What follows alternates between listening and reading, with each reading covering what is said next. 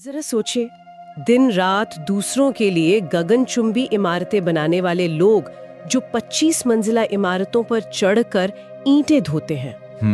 बहुत ही मेहनत का काम है। बिल्कुल, लेकिन कानूनी तौर पर उनके पास अपने नाम की एक ईंट तक नहीं होती।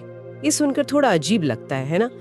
अजीब भी है, और सच कहूं तो यही लाखों निर्माण मजदूरों की, जिन्हें हम कंस्ट्रक्शन वर्कर्स कहते हैं, उनकी सबसे कड़वी सच्चाई है। सही कहा आपने। और आज की हमारी इस गहन पड़ताल का मिशन इसी सच्चाई को करीब से समझना है। आज हमारे सामने जो स्रोतों का समूह है वो छत्तीसगढ़ राज्य की दो बहुत ही अहम कल्याणकारी योजनाओं पर आधारित है। जी, जो विशेष रूप से इन्हीं निर्माण श्रमिकों के लिए डिजाइन की गई हैं। और आज के इस विस्तृत विश्लेषण का उद्देश्य ये समझना है कि ये नीतियां कैसे समाज के एक अत्यंत मेहनती लेकिन आर्थिक रूप से बेहद कमजोर वर्ग को महज कुछ रुपए नहीं बल्कि एक बुनियादी सुरक्षा देती हैं और उनके भविष्य के लिए एक उम्मीद जगाती हैं। बिल्कुल, और ये समझना इसलिए भी बहुत महत्वपूर्ण है क्योंकि जब हम इन स्रोतों का गहराई से अध्ययन करते हैं तो पता चलता है कि ये केवल सरकारी नियम या कोई बोरिंग कागजात नहीं है। तो ये क्या है? ये असल में एक बहुत बड़े विजन को दर्शाते हैं। मतलब ये कागजात इस बात का ब्लूप्रिंट है कि कैसे एक व्यवस्था अपने सबसे असुरक्षित कामगारों के जीवन में स्थिरता लाने का प्रयास कर रही है। स्थिरता जो कि उनके जीवन में सबसे कम होती है। वही तो, असंगठित क्षेत्र की सबसे बड़ी बीमारी ही यही है कि वहाँ कल क्या होगा इसकी किसी को कोई गारंटी नहीं होती। चलिए इसे थोड़ा आसान भाषा में समझते हैं।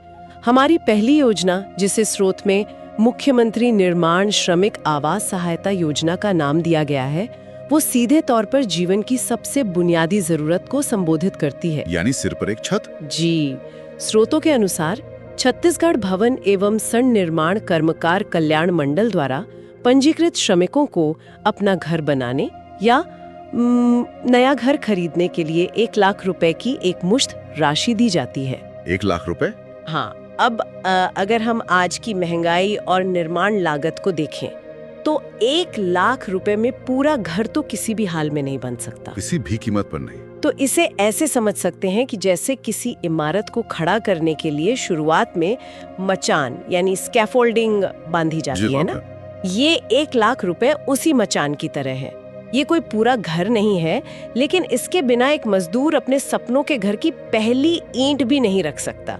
ये एक तरह का सीड फंड है। आपकी ये मचान वाली बात बिल्कुल जमीनी हकीकत को दर्शाती है।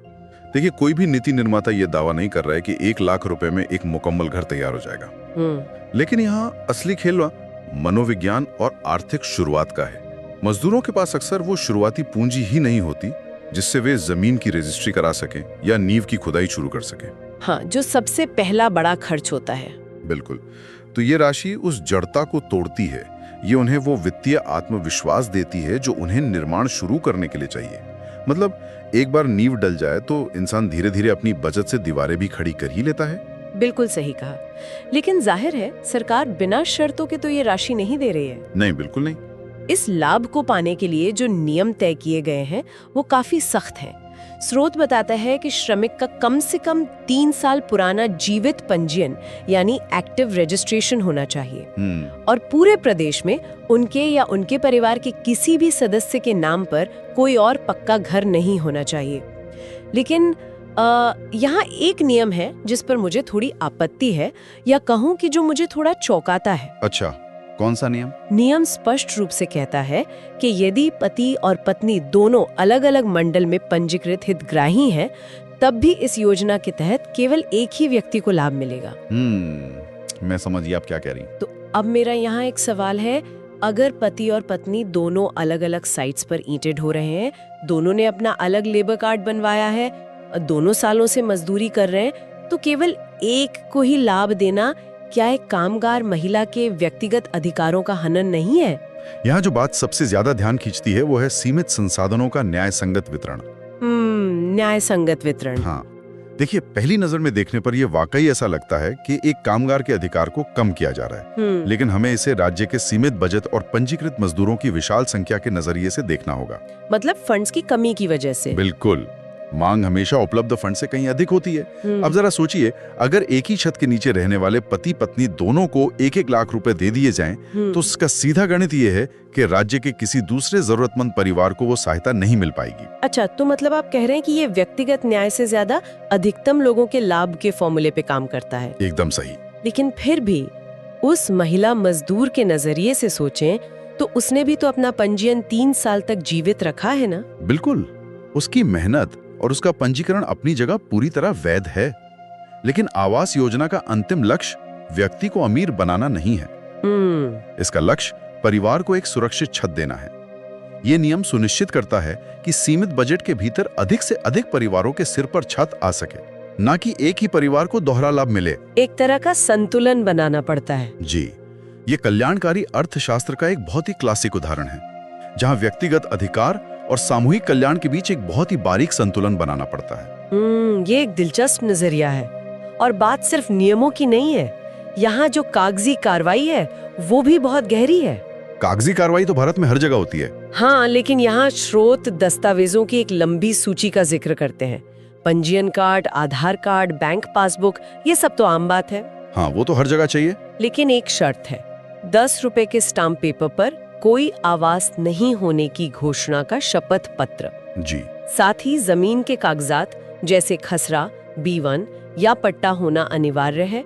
और स्रोत ये भी स्पष्ट करता है कि शहरी और ग्रामीण क्षेत्रों के लिए अलग-अलग नियम हैं। अलग-अलग नियम कैसे? शहरी क्षेत्र के लिए भवन निर्माण की अनुमति यानी नगर निगम की अनुज्ञा चाहिए, जबकि ग्रामीण क्षेत्र के लिए ग्राम पंचायत द्वारा जारी अनापत्ति प्रमाण पत्र यानी NOC चाहिए। अच्छा, तो NOC जरूरी है। हाँ, अब ये सब सुनकर ऐसा लगता है कि एक मजदूर के लिए इन कागजों को जुटाना ही किसी जंग से कम नहीं होगा। क्या ये फालतू की लाल पीताशाही नहीं है? देखिए, ये एक बहुत ही जायज चिंता है कि क्या इतने दस्तावेज मांगना योजना को जटिल नहीं बना देता। लेकिन इसके पीछे की कार्यप्रणाली को समझना बहुत जरूरी है। कैसे? वो जो 10 रुपए के स्टाम्प पेपर पर स्व घोषणा लेना है ना, वो केवल एक औपचारिकता नहीं है, वो एक कानूनी जिम्मेदारी तय करता है। ये जवाबदेही सीधे हितग्राही पर डालता है ताकि भविष्य में किसी भी तरह के फर्जीवाड़े को रोका जा सके। अच्छा, और वे जमीन के कागजात, वो खसरा और B1 का क्या रोल है यहाँ? खसरा और B1 असल में राजस्व विभाग के वो दस्तावेज हैं जो जमीन के मालिकाना हक को साबित करते हैं। मतलब ये साबित करते हैं कि जमीन आपकी ही है। बिल्कुल, ये मांगना इसलिए जरूरी है ताकि ये सुनिश्चित हो सके कि मजदूर जिस जमीन पर घर बनाने जा रहा है वो विवादित नहीं है। ओहो, ये तो बहुत बड़ा पॉइंट है ना? कल्पना कीजिए कि सरकार ने घर बनाने के लिए पैसे दे दिए, मजदूर ने घर भी बना लिया और 2 साल बाद कोई रसूखदार व्यक्ति या कोई विभाग आकर कहे कि ये जमीन तो अवैध है और उस घर पर बुलडोजर चला दे। अरे बाप रे, ये तो उस मजदूर के लिए एक भयानक स्थिति होगी। उसकी तो जिंदगी भर की कमाई चली जाएगी। बिल्कुल। तो खसरा और पट्टा मांगकर सरकार असल में उस मजदूर को भविष्य की उसी बेदखली से बचा रही है। और शहरी ग्रामीण नियमों में अंतर इस बात को स्वीकार करता है कि शहरों में निर्माण के लिए नगर निगम के सख्त मास्टर प्लान होते हैं। हाँ, शहरों में तो वैसे भी नियम कड़े होते हैं, जबकि गांवों में ग्राम पंचायत ही जमीन से जुड़े मामलों का प्रबंधन करती है। तो ये चीजें योजना को जमीनी हकीकत से जोड़ती हैं। जब हम जमीनी हकीकत की बात करते हैं तो एक मजदूर के जीवन का एक पूरा चक्र सामने आता है। जब एक परिवार के सिर पर सुरक्षित छत आ जाती है, जब एक स्थायित्व महसूस करने लगते हैं, तो इंसान का अगला कदम क्या होता है? वो अपने भविष्य के बारे में सोचता है। बिल्कुल। और भारतीय समाज में विशेषकर आर्थिक रूप से कमजोर वर्गों में एक परिवार का सबसे बड़ा भविष्य उनके बच्चे होते हैं। कोई शक नहीं इसमें। और इसमें भी अगर बात बेटियों की हो